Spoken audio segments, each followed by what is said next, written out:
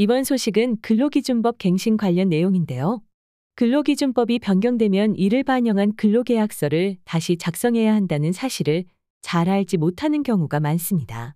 5인 미만 사업장도 예외 없이 적용되는 의무로 근로기준법에 따라 제대로 근로계약서를 작성하지 않으면 500만 원의 벌금에 처해질 수도 있습니다. 법률문서 자동 작성 플랫폼 로폼의 운영사인 아미쿠스렉스 정진숙 대표 변호사는 지난 22일 아미쿠스렉스가 개최한 2023년 근로기준법 세미나에서 근로기준법은 고의로 범죄를 저지른 것이 아닌데도 사소한 실수로 인해 처벌을 받을 수 있는 규정이 많은 법률이라며 근로기준법에 숨어있는 처벌 규정들을 확인하고 기업 운영에 적용할 필요가 있다고 강조하였습니다.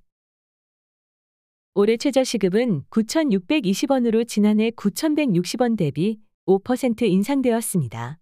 최저임금제도는 국가가 최저 수준의 임금을 정해 근로자를 보호하는 제도로 시급을 받는 근로자뿐만 아니라 월급을 받는 근로자 또한 월급을 시급으로 환산했을 때 국가가 정한 최저시급에 미치지 못한다면 해당 연도 최저시급을 반영한 근로계약서를 새로 작성해야 합니다. 만약 이를 어기는 경우 최저임금법 제28조 1항에 따라 3년 이하의 징역이나 2천만 원 이하의 벌금에 처할 수 있습니다. 벌금은 과태료와 다르게 형법에 의한 형벌이기 때문에 기록이 남는 것은 좋지 않다며 인턴이나 수습, 신입 직원 등을 채용할 때 최저임금에 부합하는지 반드시 체크해야 합니다.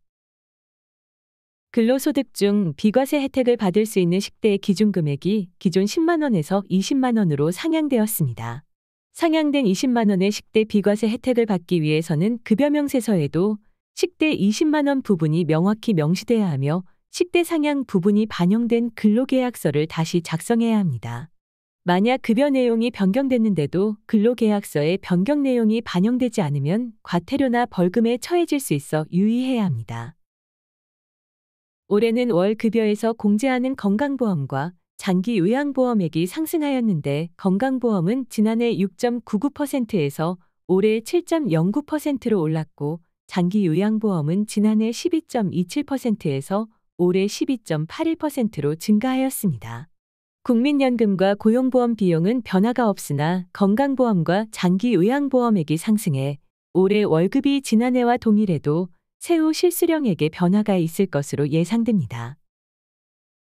실제와 맞지 않는 근로계약서는 물론 근로기준법을 반영하지 않는 근로계약서는 각종 분쟁의 씨앗이 될 수 있습니다. 특히 내용을 제대로 확인하지 않고 작성하는 경우에는 고용주와 근로자 모두 피해를 받을 수 있어 반드시 내용을 확인해 작성해야 합니다. 일례로 한 기업의 사장 A씨는 직원 B씨에게 실제 월급은 300만 원을 지급할 예정이었지만 각종 이유로 월급이 200만 원인 근로계약서를 작성하였고 이후 월급이 A씨의 말대로 300만 원이 입금되면 다행이지만 계약서상의 월급인 200만 원이 입금되면 분쟁의 소지가 있습니다. 이 경우 이미 월급이 200만 원으로 적혀있는 강력한 증거인 근로계약서가 있기 때문에 법적으로 따지게 되더라도 그 입증 책임은 근로자에게 있으며 사실과 다른 계약서를 작성한 경우 녹음 파일 등 근로자에게 확실한 증거가 없다면 법적 보호를 받지 못할 수 있으므로 유의해야 합니다. 수습과 시용제도에 대한 정확한 이해와 활용도 중요한데요. 수급기간은 근로자를 정식 채용한 후 근로자의 업무 능력이나 사업장에서의 적응 능력을 키워주기 위한 근로 형태를 말합니다. 수습기간이라도 정식으로 채용된 근로자 신분이기 때문에 근로기준법에 따라 해고가 제한되는 반면 근로계약 전에 근로자가 특정한 업무 수행 능력, 경험 등이 실제와 다른 경우 정식 근로계약을 체결하지 않고 시용기간 종료와 함께 근로관계를 종료할 수 있는 시용제도가 있습니다. 이러한 시용기간을 의도로 고용한 근로자가 업무와 맞지 않아 계약관계를 종료하려고 하더라도 근로계약서상의 수습으로 표시된 경우 해고가 제한되므로 주의할 필요가 있습니다. 포괄임금제 오남용 발생 가능성도 유의해야 합니다. 최근 한 조사에 따르면 포괄임금제로 인해 직장인 3명 가운데 1명은 초과 근무를 해도 수당을 제대로 받지 못하고 있는 것으로 나타났습니다. 포괄임금제는 영업직 등 근무시간이 일정하지 않아 이를 산정하기 어려운 경우 활용할 수 있도록 도입된 제도로 근로시간에 상관없이 기본급여의 재수당을 포함시키는 것을 말합니다.